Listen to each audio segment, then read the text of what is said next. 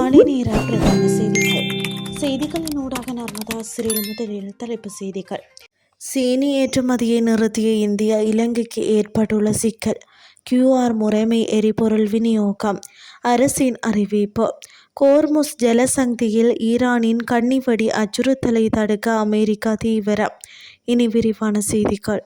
சீனி ஏற்றுமதியை நிறுத்துவதற்கு இந்தியா தீர்மானித்துள்ளதால் ஏனைய நாடுகளிலிருந்து சீனியை இறக்குமதி செய்வதற்கு தேவையான நடவடிக்கைகள் எடுக்கப்பட்டு வருவதாக அத்தியாவசிய உணவுப் பொருட்கள் இறக்குமதியாளர்கள் சங்கம் தெரிவித்துள்ளது.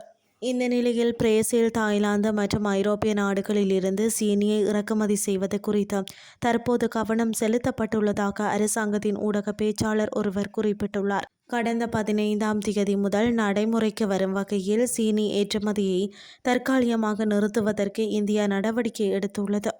இந்த ஏற்றுமதி தடையானது எதிர்வரும் செப்டம்பர் மாதம் 30ஆம் தேதி வரை விதிக்கப்பட்டுள்ளதாக தெரிவிக்கப்படுகிறது.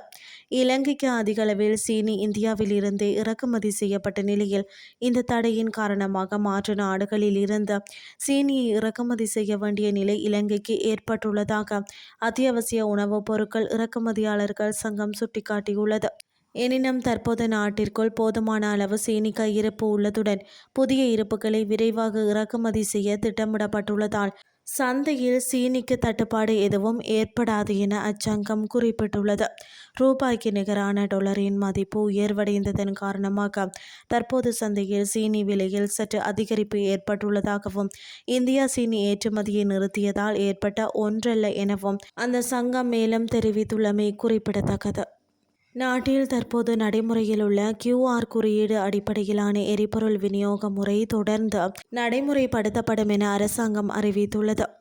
நிதி மற்றும் திட்டமிடல் பிரதி அமைச்சர் அனில் ஜெயந்த நாடாளுமன்றத்தில் உரையாற்றிய போது இதனை குறிப்பிட்டுள்ளார்.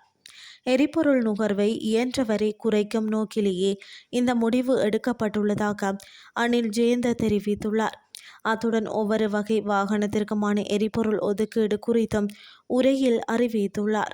அந்த வகையில் கார் 25 லிட்டர், முச்சக்கர வண்டி 20 litre, van 50 litre, motor cycle 8 litre, பேருந்து 100 லிட்டர், லோரி 200 லிட்டர் ஒதுக்கப்பட்டுள்ளதாக நிதி மற்றும் திட்டமிடல் பிரதி அமைச்சர் குறிப்பிட்டுள்ளார்.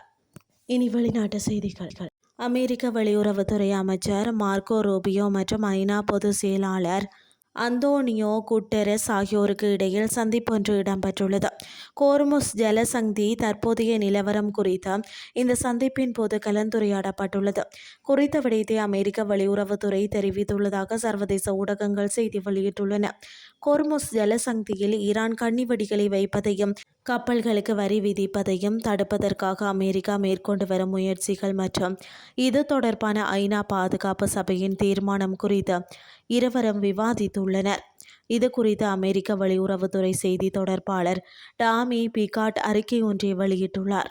குறித்த அறிக்கையில் இந்த முயற்சிகளுக்கு ஐநா உறுப்பு நாடுகளின் பரந்த ஆதரவு இருப்பதை மார்க்கோ ரூபியோ இதன்போது வலியுறுத்தினார் என தெரிவிக்கப்பட்டுள்ளமை குறிப்பிடத்தக்கது. இத்துடன் செய்திகள் யாவும் நிறைவடைகின்றது. அடுத்த இரவு 8:30 எதிர்பாருங்கள். நன்றி.